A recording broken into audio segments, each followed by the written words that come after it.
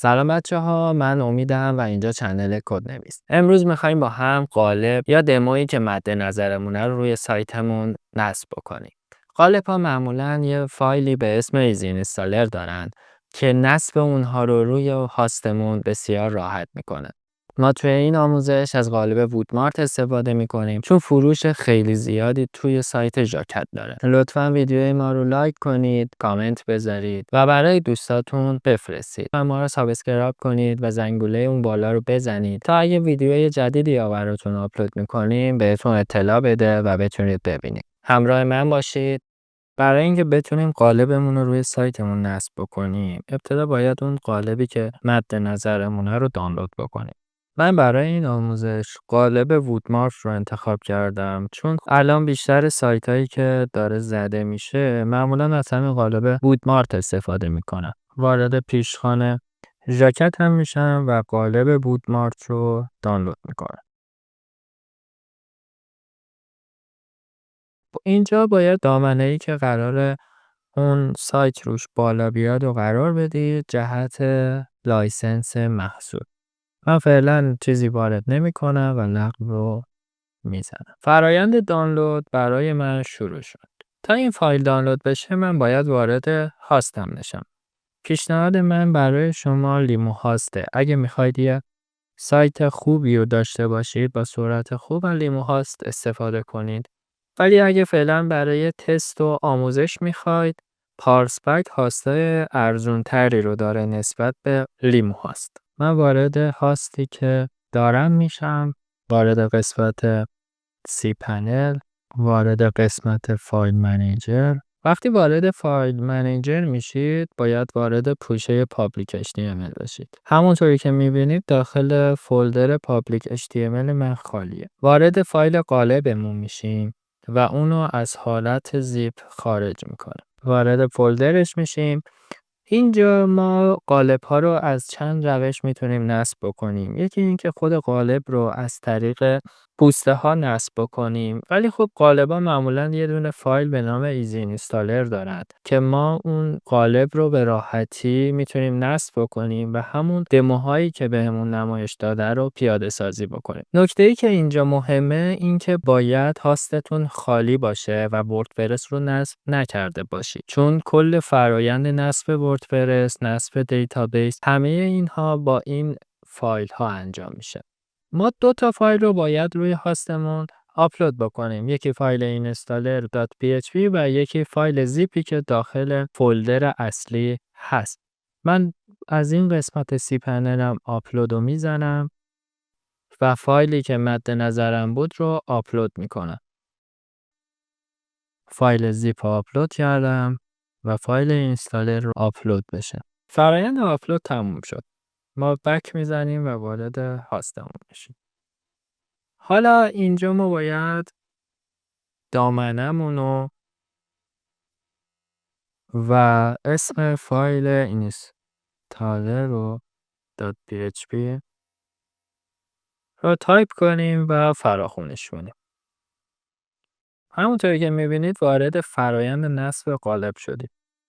با این قسمت بالاش کاری ندارم، با این قسمت پایینش ما باید یه دونه دیتابیس رو بهش معرفی کنیم. وارد سی پنل میشم، دیتابیس ویزارد میگردم، اسم دیتابیس همو میذارم تست، براش یه یوزرنیم به اسم تست قرار میدم و پسوردم رو جنریت میکنم.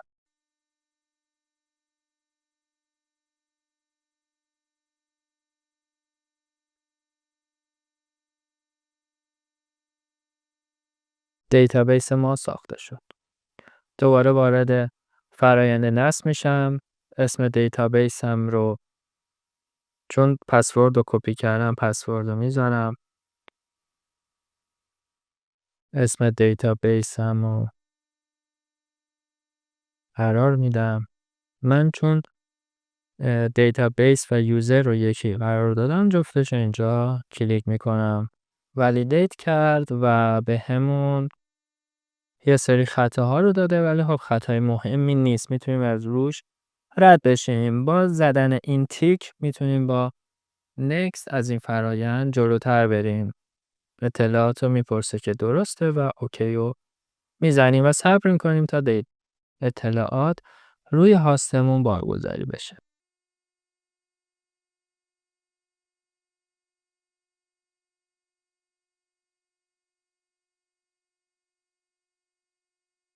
فرآیند نصب انجام شد.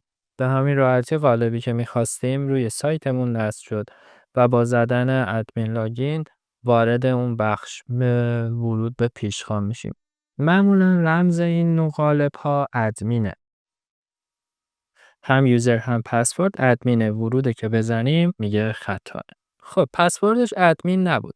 برای اینکه بتونیم پسورد رو پیدا بکنیم باید وارد دیتابیسمون بشیم.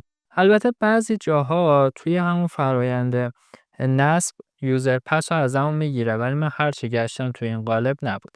ولی شما وارد دیتابیسی که ساختید بشید که به اسم تست بود، وارد جدول یوزر بشید و این یوزر رو یعنی اون اکانتی که اینجا ثبت شده رو ادیت کنید.